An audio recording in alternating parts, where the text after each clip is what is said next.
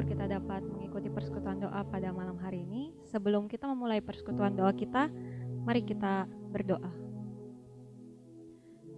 Tuhan Yesus, terima kasih Tuhan untuk kesempatan yang telah Engkau berikan kepada kami Tuhan, bahwa kami boleh sekali lagi mengikuti persekutuan doa pada malam hari ini ya Tuhan. Tuhan, kiranya Engkau memberkati persekutuan doa pada malam hari ini ya Tuhan. Kiranya kami boleh bertemu dengan Engkau di tengah persekutuan ini ya Tuhan. Kiranya Engkau menjamah setiap kami Tuhan, menyentuh setiap kami Tuhan. Karena kami percaya Tuhan, ketika Engkau menyentuh kami Tuhan, kami menjadi manusia baru Tuhan. Biarlah kami boleh menjadi semakin serupa dengan Engkau Yesus. Terima kasih Tuhan Yesus. Berikanlah kami hati ya Tuhan, seperti hati-Mu ya Bapa, yang mau berdoa untuk orang-orang di sekitar kami Tuhan Yesus. Terima kasih Bapa, berkati persekutuan pada malam hari ini. Hanya di dalam nama Tuhan Yesus kami berdoa dan bersyukur. Amin. Kita akan membuka persekutuan doa kita pada malam hari ini. Kita mau naikkan satu pujian, Manis Kau Dengar Tuhan. Biarlah ini boleh dari hati kita. Kita mau bersuka hati.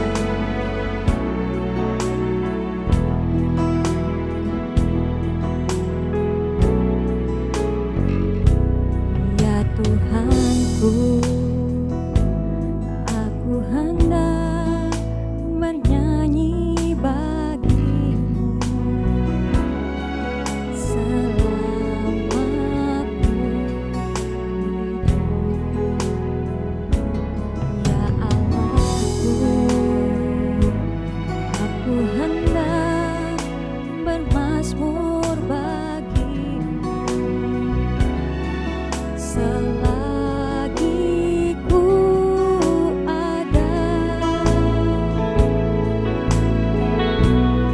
Inilah yang ku renungkan setiap waktu. Nyanyian pujian dan pengagungan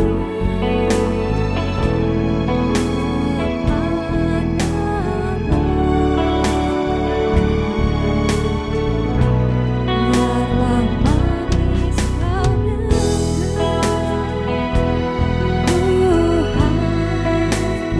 manis kau dengar Tuhan, dan hatiku bersuka karena-Mu. Inilah yang ku renungkan setiap waktu. Inilah yang ku renungkan setiap waktu.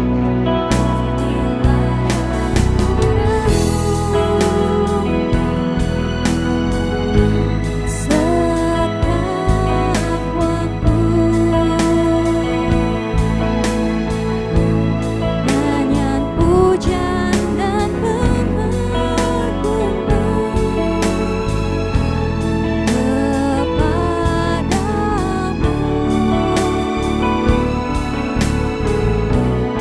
Biarlah manis kau dengar Tuhan, manis kau dengar Tuhan, dan hatiku bersuka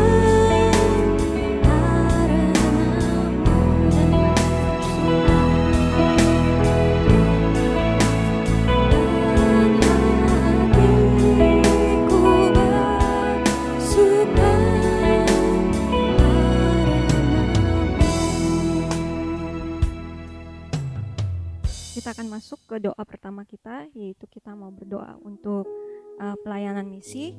Kita mau berdoa untuk para misionaris, lembaga-lembaga misi, daerah yang sedang dalam penginjilan dan belum terjangkau. Kita mau berdoa untuk itu. Mari saya undang jemaat sekalian untuk kita bisa berdoa bersama. Tuhan Yesus, terima kasih Tuhan, kami punya kesempatan untuk berdoa untuk para misionaris ya Tuhan. Tuhan, kami mau berdoa Bapa, kiranya Engkau memberkati para misionaris ini Tuhan yang telah Engkau utus ke daerah terpencil ya Bapa. Tuhan, kiranya Engkau menambahkan hikmat kepada mereka skill dan juga kesehatan Bapa, dan apapun yang mereka butuhkan Bapa, kiranya Engkau memperlengkapi ya Bapa, sehingga para misionaris ini boleh menjadi berkat Tuhan di mana mereka Engkau tempatkan. Dan kami juga berdoa Tuhan untuk daerah-daerah yang belum terjangkau Tuhan. Kami mau berdoa Tuhan, kiranya Engkau menggerakkan hati anak-anak-Mu ya Tuhan, supaya mereka mau melayani Tuhan sebagai misionaris ya Tuhan, sehingga daerah yang belum terjangkau ini Bapa, boleh mereka boleh mendengar Engkau ya Tuhan, boleh merasakan kasih Tuhan di tengah mereka ya Tuhan. Dan kami mau berdoa juga untuk lembaga-lembaga misi ya Tuhan, yang membutuhkan dukungan, gak cuma doa Tuhan, tapi juga dukungan finansial. Kiranya Engkau juga memberkati dan menggerakkan hati anak-anak-Mu juga Bapa, sehingga mereka boleh mendukung dan mensupport lembaga-lembaga misi ini Tuhan. Terima kasih Bapa, kiranya Engkau mendengar setiap doa kami Tuhan. Dalam nama Tuhan Yesus kami berdoa, amin. Untuk doa yang kedua, kita juga mau berdoa untuk bangsa dan pemerintah kita di Indonesia. Dan doa yang ketiga, kita juga mau berdoa untuk jemaat GKBI, khususnya untuk bagian anak-anak. Tapi sebelum kita memulai doa kedua dan doa ketiga kita mau naikkan satu pujian dahulu, Indonesia bagi kemuliaan.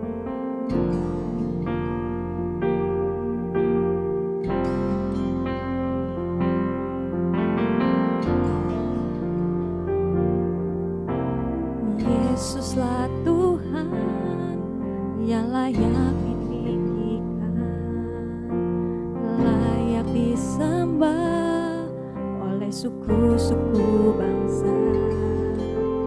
Dengan darah-Mu Kau telah tebus dosaku, genapi Tuhan firman-Mu atas negeriku. Hatiku rindu melihat kemuliaan-Mu, hatiku rindu melihat kemuliaan-Mu, hatiku rindu melihat curahan kuasa-Mu di tanah tercinta, negeriku Indonesia. Ku berdoa Indonesia bagi kemuliaan-Mu, Indonesia bagi kemuliaan-Mu.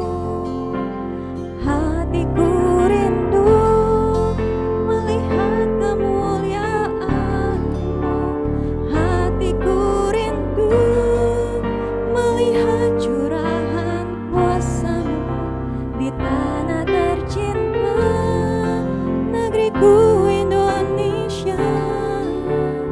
Ku berdoa Indonesia bagi kemuliaan-Mu, Indonesia bagi kemuliaan-Mu. Mari jemaat, kita mau berdoa untuk bangsa dan negara kita. Tuhan Yesus, kami mengucapkan syukur dan terima kasih Tuhan untuk bangsa Indonesia, di mana Engkau tempatkan kami di sini Tuhan, untuk hidup, untuk bekerja, dan juga untuk melayani ya Tuhan. Tuhan, kami mau berdoa Tuhan untuk bangsa ini, kiranya biarlah bangsa ini boleh menjadi bangsa yang kuat dan maju ya Tuhan. Dan kami mau berdoa juga untuk para pemerintah, pemimpin kami Tuhan, dan seluruh aparat pemerintahan Tuhan. Kiranya Engkau boleh menganugerahkan hikmat-Mu Tuhan, kecerdasan-Mu ya Tuhan, bagi pemimpin kami Tuhan, sehingga mereka boleh membangun dan mensejahterakan bangsa ini ya Tuhan. Dan kiranya Engkau memberikan juga kepada mereka hati yang murni dan jujur ya Tuhan, dalam membangun bangsa ini ya Tuhan. Tuhan, kami berdoa ya Tuhan untuk bangsa ini Tuhan, kiranya ada pertobatan Bapa di bangsa ini Tuhan. Kami ucapkan berkat kami ya Tuhan untuk bangsa Indonesia ini ya Tuhan. Kiranya ada kasih-Mu Tuhan di tengah bangsa ini Tuhan. Biarlah bangsa Indonesia boleh bersinar Bapa di tengah dunia ya Bapa. Terima kasih Tuhan, berkatilah terus bangsa ini Tuhan Yesus. Terima kasih Tuhan Yesus. Karena kami tahu Tuhan, kami butuh keajaiban-Mu Tuhan Yesus. Karena kami tahu Tuhan, kami butuh sentuhan tangan-Mu. Kami gak bisa jalan sendiri Tuhan Yesus.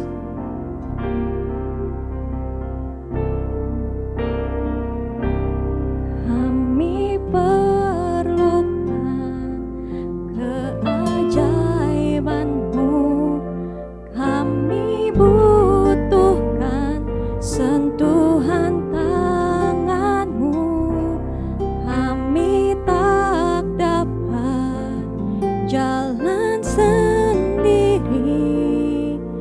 kami perlu Kau Tuhan, kami butuhkan keajaiban-Mu, kami butuhkan sentuhan tangan-Mu, kami tak dapat jalan sendiri, kami perlu Kau Tuhan, kami perlu Kau Tuhan, kami perlu Kau Tuhan, ya kami perlu Kau, kami perlu Kau Tuhan.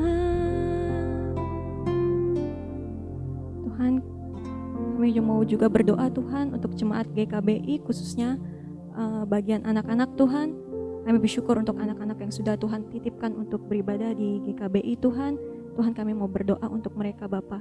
Kiranya Engkau memberkati mereka Tuhan dengan kepintaran dan kecerdasan yang daripada-Mu Tuhan, sehingga mereka boleh membangun negara bangsa Indonesia ini boleh menjadi negara yang maju dan kuat Tuhan. Dan kami juga berdoa untuk para orang tua Tuhan, kiranya Engkau menganugerahkan mereka Tuhan kemampuan untuk mendidik anak-anak mereka di dalam takut akan Engkau Tuhan. Dan kami juga berdoa, kiranya Engkau melindungi anak-anak ini Tuhan, kiranya Engkau menjauhkan mereka dari segala pergaulan yang buruk, dari segala pengaruh yang merusak akhlak mereka Tuhan. Kiranya Engkau menjauhkan dari anak-anak kami Tuhan Yesus, sehingga anak-anak kami boleh tumbuh jadi anak yang takut akan Engkau Tuhan. Terima kasih Tuhan, kami ucapkan berkat untuk anak-anak di GKBI ini. Terima kasih Tuhan Yesus, terima kasih Tuhan. Hanya di dalam nama Tuhan Yesus kami berdoa. Amin. Sebentar kita akan mendengarkan firman. Kita mau naikkan satu pujian, Kau Mengenal Hatiku. Biarlah pujian ini boleh hadir dari suara karena kita akan mendengarkan sebuah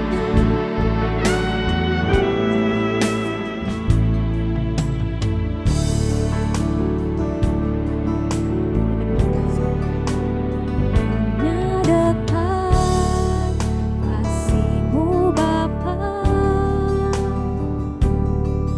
jiwaku pun tenang.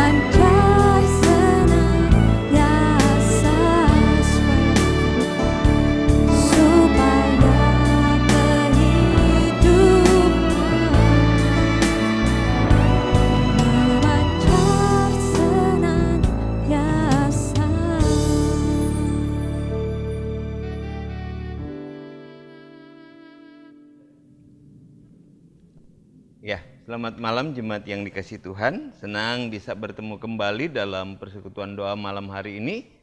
Mari Bapak Ibu, saudara sekalian, kita mau mulai perenungan dan pembacaan firman Tuhan. Tapi sebelumnya itu mari kita satu dalam doa. Mari kita berdoa. Bapa di surga, kami mengucap syukur untuk kebaikan Tuhan, kesetiaan Tuhan, anugerah Tuhan yang terus Engkau limpahkan bagi kehidupan kami. Sehingga kami boleh ada sampai saat ini untuk menikmati waktu bersama dengan Tuhan. Terima kasih Tuhan, malam hari ini ada kesempatan bagi kami untuk membaca dan merenungkan bagian kebenaran firman Tuhan.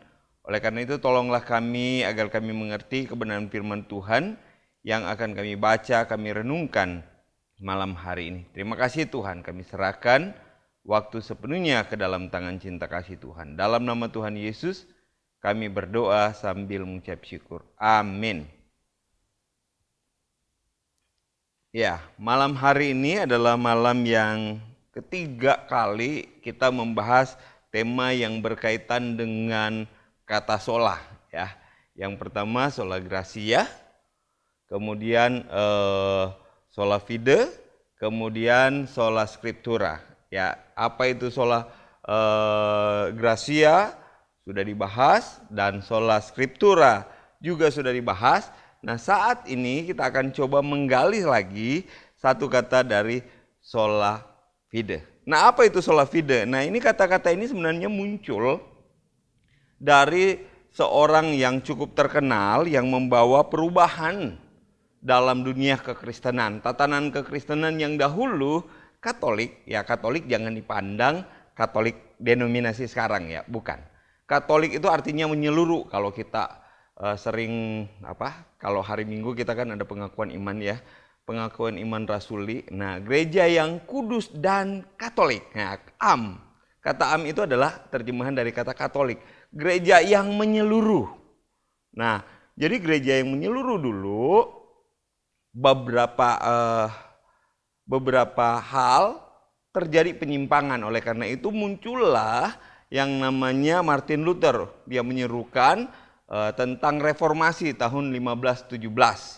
Nah, dia memakukan 95 tesisnya atau dalilnya di Wittenberg, Jerman ya, pada saat itu.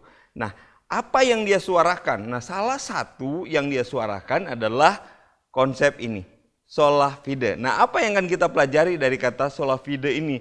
Nah, sola fide ini artinya sebenarnya justification by faith. Artinya adalah penyucian, pembenaran ya. Konsep pembenaran ketika dia percaya kepada Tuhan. Artinya orang yang dibenarkan oleh karena percayanya kepada Tuhan. Jadi khusus untuk sola fide ini kita nggak akan membahas tentang iman yang menyeluruh ya. Iman tuh memahami iman tuh sangat luas. Iman ya kita bisa sehat besok itu beriman.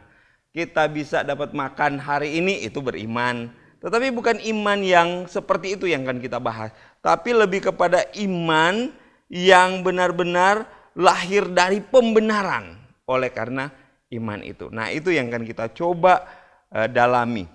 Nah, mengapa pembenaran oleh iman itu penting untuk kita pelajari? Karena Martin Luther melihat ini terjadi banyaknya penyimpangan-penyimpangan yang dilakukan oleh pihak gereja, oleh orang-orang tertentu, dan ajaran-ajaran yang berkembang, sehingga dia menyuarakan bahwa pembenaran itu hanya terjadi karena iman itu sendiri. Nah, apa itu pembenaran oleh iman? Nah, kita akan coba menelusuri dan mempelajari lebih dalam lagi. Setidaknya ketika kita bicara tentang pembenaran oleh iman, kita harus mengaitkannya dengan hukum Taurat ya. Jadi yang pertama, ketika kita bicara tentang sola fide, maka kita akan kaitkan dengan sisi hukum Taurat. Kenapa? Karena ketika bicara tentang pembenaran oleh iman ini ada kaitan erat dengan situasi yang terjadi. Mari kita lihat dulu, ada beberapa ayat yang akan coba kita bahas malam hari ini. Yang pertama, kita lihat dalam Roma pasal 3 ayat 21, 22 dan 28. Roma pasal 3 ayat 21, 22 dan 28. Bunyinya seperti ini. Tetapi sekarang tanpa hukum Taurat kebenaran Allah telah dinyatakan seperti yang disaksikan dalam kitab Taurat dan kitab para nabi. Ayat 22, yaitu kebenaran Allah karena iman. Jadi kebenaran Allah karena iman dalam Yesus Kristus bagi semua orang yang percaya, sebab tidak ada lagi perbedaan. Ayat 28 berbunyi demikian. Karena kami yakin bahwa manusia dibenarkan karena iman dan bukan karena melakukan hukum Taurat. Jadi dibenarkan bukan karena melakukan hukum Taurat, tetapi karena iman kepada Kristus. Nah, kita lihat lagi beberapa ayat yang mungkin akan membantu kita memahami tentang sola fide ini, yaitu Galatia pasal 2 ayat 16. Kamu tahu bahwa tidak seorang pun yang dapat dibenarkan oleh karena melakukan hukum Taurat, tetapi hanya oleh karena iman dalam Kristus Yesus. Sebab kami ini pun telah percaya kepada Kristus Yesus supaya kami dibenarkan oleh iman dalam Kristus dan bukan oleh karena melakukan hukum Taurat. Sebab tidak ada seorang pun yang dibenarkan oleh karena melakukan hukum Taurat. Nah, kita lihat lagi Galatia pasal 3 ayat 11 dan 24. Dan bahwa tidak ada seorang pun yang dibenarkan di hadapan Allah karena melakukan hukum Taurat adalah jelas, karena orang benar akan hidup oleh iman. Kemudian ayat 24, jadi hukum Taurat adalah panutan bagi kita sampai Kristus datang supaya kita dibenarkan oleh iman. Jadi bicara tentang dibenarkan oleh iman, maka kita lihat situasi kenapa kata ini muncul. Karena ternyata khususnya kalau kita lihat Galatia, itu banyak orang yang mengajarkan ajaran-ajaran yang keliru. Kenapa? Ketika percaya kepada Tuhan nggak cukup hanya percaya kepada Tuhan. Maka perlu yang paling mendasar untuk percaya kepada Tuhan, maka dia harus berbuat baik.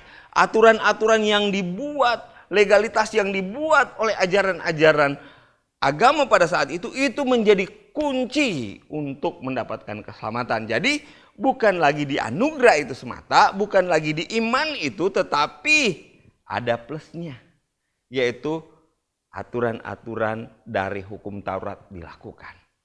Nah, ini yang membuat frustasi. Bahkan apa yang dialami oleh Martin Luther pada saat itu, sebelum dia memperjuangkan keyakinan ini, dia sudah mengikuti bagaimana orang hidup sesuai dengan hukum Taurat. Nggak ada yang sanggup. Kehidupan manusia selalu, kalau kita lihat di bagian-bagian sebelum dari kitab Roma, dikatakan semua manusia itu hidup dalam dosa. Nggak ada yang sempurna. Semua melakukan hal yang sama, melakukan dosa dan dosa dan dosa dan dosa lagi. Sehingga tidak ada seorang pun yang mampu menyelamatkan dirinya. Tidak mampu untuk beriman kepada Tuhan. Kenapa? Karena kalau dilakukan dengan usaha manusia, tidak ada seorang pun yang berhasil. Nah, pada saat itu dalam jemaat Galatia, ajaran ini muncul, harus disertai dengan bagaimana melakukan hukum Taurat. Ini menjadi penting. Oleh karena itu, Martin Luther merasa ini ajaran yang keliru. Sehingga dia mau berkata bahwa tidak, keselamatan itu, anugerah itu hanya oleh iman. Nah, ketika kita beriman kepada Tuhan, maka kita ada kesempatan untuk berdamai dengan Allah. Dan itu tidak butuh pekerjaan perbuatan baik kita. Beriman kepada Tuhan bukan sesuatu yang kita usahakan. Ketika kita mau beriman kepada Tuhan, bukan semata-mata kita mau percaya terlebih dahulu. Nggak ada.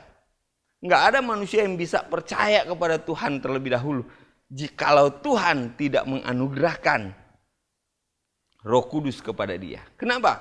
Ingat, pekerjaan Roh Kudus adalah menginsafkan manusia akan dosa. Jadi harus ada Roh Kudus dulu yang diberikan. Kalau Yohanes Calvin, dia berkata ya, salah satu dari konsepnya dia tentang tulip itu ada 5 ya, ada 5 konsepnya dia tentang doktrin yang diajarkan oleh Yohanes Calvin. Salah satu yaitu dia berkata bahwa ada anugerah yang tidak tertolakkan. Itu ada di bagian keempat. Artinya apa? Ketika Allah memberikan Roh Kudus ke dalam hati orang percaya itu, nah disitulah dia mulai punya kemampuan untuk beriman kepada Tuhan. Artinya kemampuan dia beriman kepada Tuhan setelah Allah terlebih dahulu mengaruniakan anugerahnya kepada setiap orang. Nah kalau Allah sudah mengaruniakan anugerah kepada seseorang, maka orang itu baru bisa beriman kepada Tuhan. Kalau enggak, tidak dikaruniakan oleh Allah, tidak pernah ada manusia yang akan bisa beriman kepada Tuhan. Kenapa? Ya semua orang hidup dalam dosa. Semua orang pasti akan melakukan hal yang tidak baik. Enggak ada orang yang mau melakukan hal yang baik. Firman Tuhan berkata sendiri kalau kita baca di dalam kitab Roma pasal 3 saja. Roma pasal 3 di situ ayat 23 kalau tidak salah ya. Roma pasal 3 di situ dikatakan semua orang telah kehilangan kemuliaan Allah. Tidak ada lagi yang mencari Allah. Semua orang sudah berdosa sehingga dalam keberdosaan dia tidak bisa untuk beriman kepada Tuhan. Gak bisa. Kecuali Allah memberikan dia kemampuan untuk percaya, yaitu Roh Kudus dalam hati dia. Maka dia baru bisa beriman kepada Tuhan. Nah, artinya bukan karena melakukan hukum Taurat. Seseorang melakukan aturan-aturan warisan dari aturan-aturan hukum Taurat yang ada pada saat itu dari orang-orang Yahudi, nggak bisa untuk membuat seseorang itu beriman kepada Tuhan. Bahkan nggak bisa berkata bahwa ketika Tuhan sudah memberikan anugerah, beriringan dengan itu adalah hukum Taurat bersama-sama dengan anugerah Tuhan. Enggak. Justru ketika kita melakukan hal-hal yang benar dalam hukum Taurat, itu adalah respon ketika kita sudah menyadari bahwa kita diselamatkan oleh Allah. Itu adalah bagian yang pertama ketika kita bicara tentang sola fide dalam kaitannya dengan hukum Taurat. Yang kedua, sola fide dalam kaitannya dengan anugerah itu sendiri. Kalau kita lihat ya, iman kaitannya dengan anugerah. Mari kita lihat di dalam Roma pasal 5. Roma pasal 5.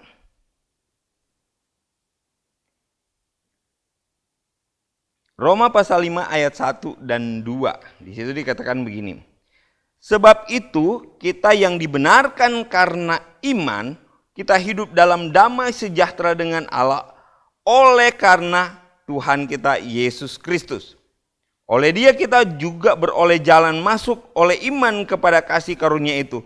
Di dalam kasih karunia ini kita berdiri dan bermegah dalam pengharapan akan menerima kemuliaan Allah. Kemudian Roma pasal 1 ayat 17 berkata begini. Sebab di dalam Dia nyata kebenaran Allah yang bertolak dari iman memimpin kepada iman. Seperti ada tertulis orang benar akan hidup oleh karena iman. Nah, mari kita perhatikan beberapa ayat di bagian yang kita sudah baca tadi. Bahwa orang benar itu dibenarkan karena iman. Iman kita hidup dalam damai sejahtera dengan Allah. Artinya ketika kita beriman kepada Allah itu karena Allah telah terlebih dahulu memberikan anugerahnya kepada kita, yaitu Roh Kudus untuk memampukan kita berespon. Bahkan kita mengakui bahwa Yesus Kristus itu adalah Tuhan. Karena Allah terlebih dahulu. Nah, apa yang dilakukan oleh Allah melalui iman yang kita refleksikan ketika kita percaya kepada Kristus sebagai penebus dosa kita, maka kita otomatis didamaikan dengan Allah.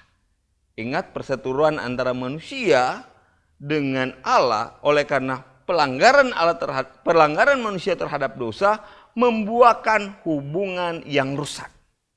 Nah, hubungan yang rusak ini harus didamaikan. Nah, bagaimana cara mendamaikannya? Cara mendamaikan adalah melalui percaya kita kepada Tuhan. Nah, percaya kita kepada Tuhan itu adalah iman. Dan iman itu diberikan Allah kepada kita melalui Roh Kudus supaya kita bisa beriman kepada Allah.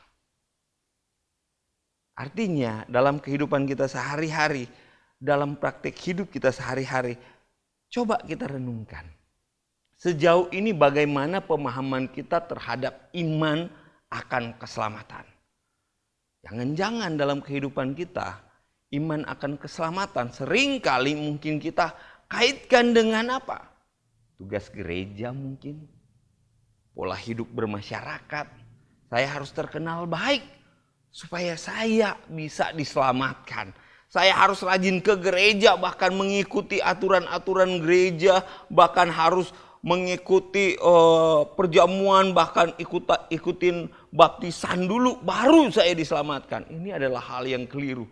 Masih banyak orang di luar sana dalam pengertian dia sebagai orang percaya, menyadari mungkin bahwa kehidupannya tidak sempurna ketika dia tidak komplit beberapa aturan-aturan gereja. Contoh kalau kita mau lihat ya, dalam konteks saat ini masih banyak saja orang Kristen yang memperdebatkan tentang soal baptisan. Kenapa? Oh, soal baptisan dia harus diperciklah, dia harus diselamkah.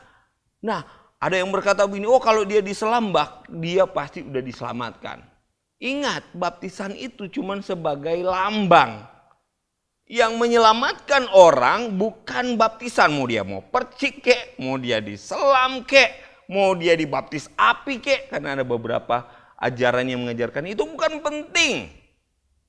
Hal yang bukan penting itu hanya sebagai semacam menunjukkan kepada jemaat bahwa memproklamirkan bahwa dia adalah pengikut Kristus, tapi bukan bicara tentang keselamatan. Keselamatan itu hanya bicara tentang iman. Nah, iman itu benar-benar lahir dari hidup kita oleh karena Kristus Allah sudah memberikan Roh Kudus dalam hati kita sehingga kita mampu untuk beriman. Jadi dalam kehidupan kita sehari-hari, mari mulai saat ini kita coba pikirkan. Jangan-jangan kita masih dalam kondisi yang ngikut acara-acara gereja supaya berpikir supaya saya diselamatkan. Bukan lagi seperti itu. Kita harus memahami sola fide itu bukan bicara tentang masalah kita itu berbuat baik agar kita bisa diselamatkan. Bukan. Sola fide itu bicara tentang masalah keyakinan, iman kita dibenarkan di hadapan Allah. Karena ketika kita bicara tentang keselamatan, ketika kita bicara tentang doktrin keselamatan, maka ketika kita percaya, yang pertama adalah apa? Secara posisi kita dibenarkan. Dulu kita orang berdosa. Orang berdosa adalah orang yang salah. Apa saja yang dilakukan pasti salah. Tapi ketika dia percaya kepada Tuhan, maka posisinya dibenarkan. Posisi yang dibenarkan inilah yang disebut karena iman. Tapi ingat, posisi dibenarkan ini bukan hasil usaha kita. Bukan karena kita rajin ke gereja, bukan karena kita menjadi pengurus, maka Tuhan membenarkan kita. Bukan. Bukan karena kita berbuat baik, bukan kita beramal sehingga kita beriman kepada Tuhan. Bukan. Sekali lagi saya mau tegaskan, ketika kita beriman kepada Tuhan itu adalah pemberian Allah melalui Roh Kudus yang menyadarkan kita, memampukan kita untuk beriman. Jadi kalau kita bicara tentang sola fide, apa yang dikatakan oleh Martin Luther, sola fide hanya oleh iman kita menyadari kehidupan kita adalah anugerah Allah. Kita harus menyadari bahwa tidak ada satu pun dalam kehidupan kita yang layak, yang memampukan kita untuk memiliki iman itu. Enggak ada. Selain daripada anugerah Allah yang diberikan kepada kita untuk kita beriman. Memang kata sola fide ini pasti akan berkaitan erat dengan sola gratia. Hanya oleh iman. Sangat berkaitan erat karena iman dengan anugerah itu dua hal yang sangat dekat. Nah, sebagai jemaat, mari mulai saat ini kita kembali mengarahkan hidup kita. Melihat bahwa kalau kita sudah diselamatkan karena iman, itu bukan hasil usaha kita sekalian. Itu bukanlah kehebatan kita. Allah sudah mendamaikan kita melalui Kristus Yesus, melalui kematiannya dengan Dia. Sehingga kita mempunyai iman. Kalau dalam Roma pasal 1 ayat 17 di situ dikatakan, sebab di dalam Dia nyata kebenaran Allah yang bertolak dari iman dan memimpin kepada iman. Bertolak dari iman, memimpin kepada iman. Sehingga kita menyadari bahwa kehidupan kita memang sepenuhnya bergantung dan terus harus memuliakan Tuhan. Biarlah malam hari ini kembali kita disadarkan oleh firman Tuhan agar kita semakin lebih menyerahkan hidup kita kepada Tuhan. Karena kita tahu bahwa hanya Tuhanlah yang sanggup mengaruniakan kemampuan kepada kita untuk beriman kepada Allah. Mari kita satu dalam doa. Bapa di surga, kami mengucap syukur malam hari ini. Sekali lagi kami boleh belajar tentang sola fide, di mana kami diajarkan untuk beriman kepada Tuhan. Dan iman kami, melalui iman itu kami dibenarkan. Tetapi itu bukan karena hasil usaha kami, tetapi itu adalah pemberian Allah melalui Roh Kudus yang menyadarkan kami untuk beriman kepada Tuhan. Terima kasih Tuhan, malam hari ini kami menyerahkan hidup kami sepenuhnya ke dalam tangan cinta kasih Tuhan. Dalam nama Tuhan Yesus kami berdoa sambil mengucap syukur. Amin.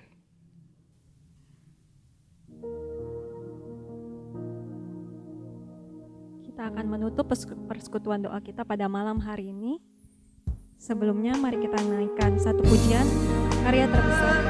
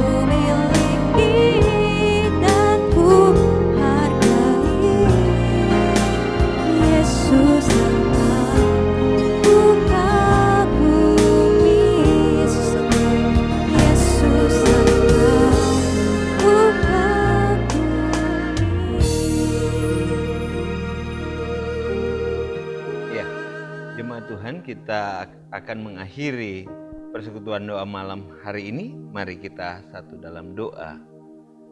Bapa di surga, kami mengucap syukur malam hari ini untuk kesempatan bagi kami menaikkan setiap permohonan dan doa syukur kami yang sudah kami naikkan secara bersama-sama.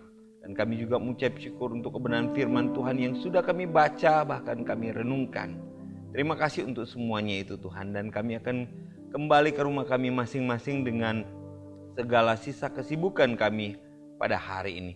Oleh karena itu biarlah Tuhan memberkati kami, Tuhan menjaga dan melindungi kami dalam istirahat kami malam hari ini. Terima kasih Tuhan, terpuji kekal Engkau Bapa yang bertahta dalam kerajaan sorga.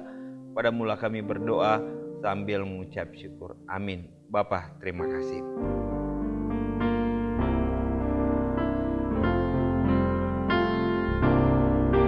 Bapa, terima kasih. Bapa, terima kasih.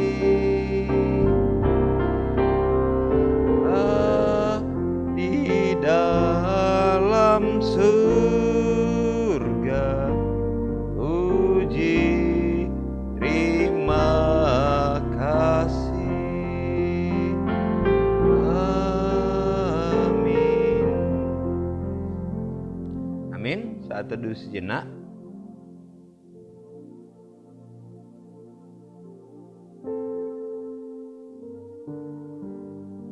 Amin. Ada beberapa pengumuman.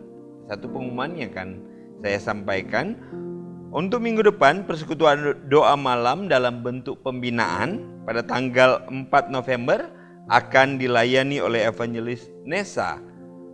Bapak Ibu diundang untuk menghadirinya dalam Zoom meeting. Berharap semua kita yang hadir akan diberkati oleh Tuhan. Selamat malam dan Tuhan Yesus memberkati.